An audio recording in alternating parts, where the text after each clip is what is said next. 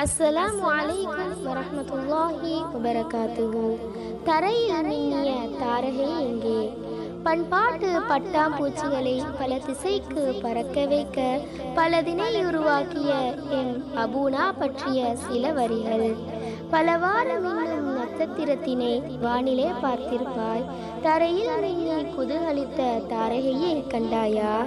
பல வருடம் தோளில் சுமந்த தந்தையை போல் தன் பொன்னான வாழ்வினை எம்மை பொன்னாக மாற்றிட உழைத்த என் தந்தையின் இவ்வுலக பிரியாவிடை எம்மை அடைந்த தருணத்தினை அவரின் மகளாய் நான் இங்கு கூறுகின்றேன். மனிதரின் மறைவின் செய்தி அவரின் மறைவை கூறினாலும் அவரை மறக்கா மகளாய் நாம் இங்கு. அன்பின் உருவமாய் தன்னை வடிவமைத்துக் கொண்ட அபூனா அவர் மகளான எமக்கு அழகாய் காட்டினாரே. எம் வாழ்வில் அவர் அன்பால் தீட்டிய வர்ண சித்திரங்களை சிதறுகிறேன் அவர் மகளாய். அன்று எம் கலாசாலைக்கு திருவிழா, ஏனென்றால் ஆம் அந்நாள் எம் தந்தையின் வருகை நாள். வந்த எம் தந்தையோ நடக்க முடியாது நாட்காலிலேயே வீற்றிருந்தார். வீரமிக்க சிங்கம் வீழ்ந்தால் சிங்கத்தின் கீழ் வீற்றிருந்த அவர் மகளான எம் நிலையோ நொந்து போன பட்டாம்பூச்சியாய் வண்ணங்களை இழந்தவர்களால் மகளான நாம் சுற்றி திரிந்தோம். எம் தந்தை பேசுவார் என்று ஏங்கி தவித்த மகளிடம் அவர் வினவியது, மகளே, நீங்கள் சாப்பிட்டா வந்தீர்கள் என்று. சாப்பிடாத நாமோ பாசத்தின் உச்சத்தால் சாப்பிட்டோம் என்றோம்.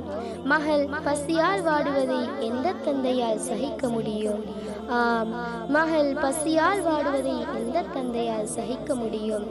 எம் தந்தையை கண்டது அத்தருணம் மட்டும் மீண்டும் எம்மை காண வரமாட்டாரா என்று ஏங்கிய எமக்கு இறுதியாய் வந்த செய்தி அவரின் இவ்வுலக பிரியா விடை செய்தி. அவரின் முகத்தில் உள்ள புன்னகை ஈமானின் சுடரினை எம் பக்கம் வீசிய நாட்களோ கடந்து மறைந்து விட்டதுவே.